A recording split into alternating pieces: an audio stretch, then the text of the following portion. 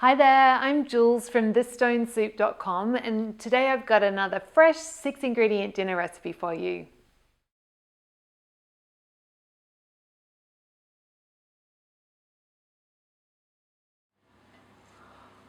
Okay, so for our fish and kale chips, I love this so much. I've just got a bunch of kale, cavallini. I've just, because the stems were quite small, I've just torn it into kind of bite-sized pieces. If your stems are really thick, you might like to remove the stems because they can be a bit tough to eat. So then we're just going to get some little drizzle of olive oil on and a bit of salt, and then just toss that to coat. That's just going to help the leaves crisp up, and the salt's going to make them taste amazing. And hands are really the easiest way to do this. When your kale's coated in oil, just spread them out.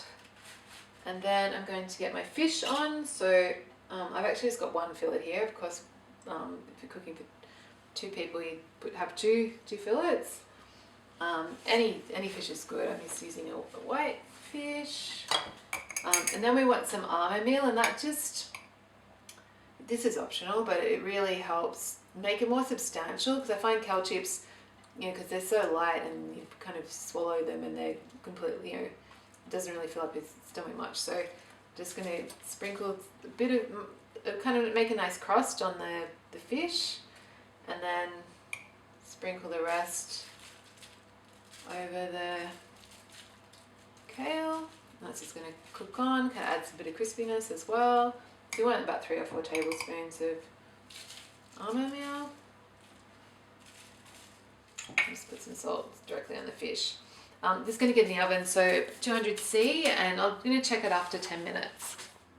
So while the fish is cooking, I'm just going to make a sauce. So I've got some mayo here. It's about 3 tablespoons in that jar, and just some yogurt, some homemade yogurt. I use about equal parts, about 3 tablespoons of each, but you can mix it up. If you want it more rich, you can use less yogurt and more mayo. If you want it like lighter, you can use more yogurt, or you could just use all yogurt if you wanted it really light.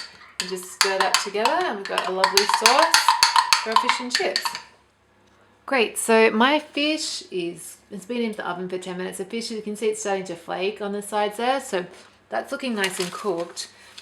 And the kale is pretty crispy.